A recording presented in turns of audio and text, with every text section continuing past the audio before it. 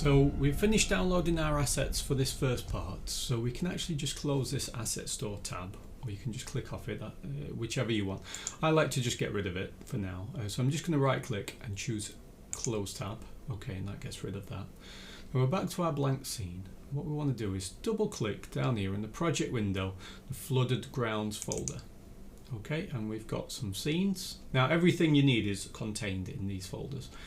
But I'm just going to double click on these scenes, and we've got two scenes.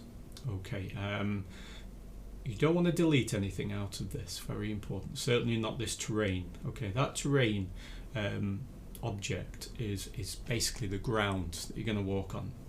Do not delete that. It's very important that you don't do that. So let's just double click on this pre-assembled buildings. Okay, double click to open it, and let's just go. Let's just double click on one of these items in the hierarchy. So Lighthouse A. Okay, and there we go. These are all of the buildings that are used in this asset. Now bear in mind that this asset is very highly detailed, and it's not optimized for mobile games. Okay, so you are going to need a pretty powerful computer to actually run this scene. Now these are just the buildings at the moment. You shouldn't have a problem viewing these, but when we go into the scene A, I'm going to show you how you can change your quality settings to ensure that your computer runs smoothly.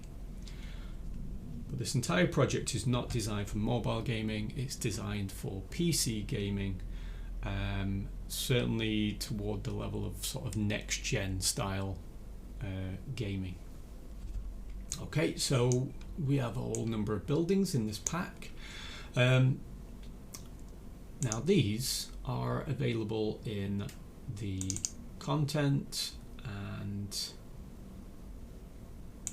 meshes, and we've got all of these buildings. Okay, now these ones are the simple meshes that don't have the textures applied.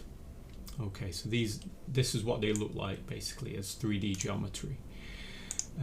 You can also double click on the prefabs and you get, for example, all of the buildings. Let's go in the brick house, and you get the ones with the textures applied.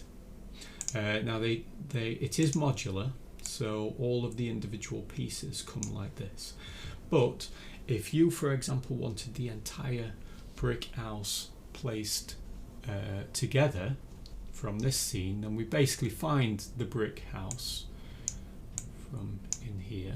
It should be available. There's brick house, so let's just double click to find it. So this is what it looks like when it's put together.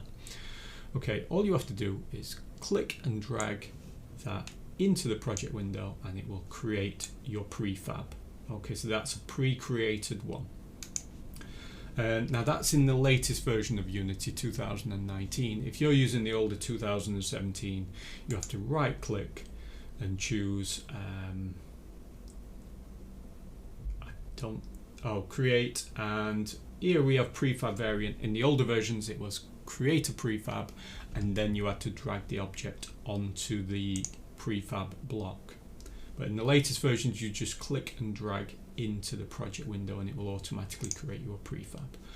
So if you want to build any levels yourself using these buildings, you have to basically drag the prefabs into the windows, and then you can use them in the level editor.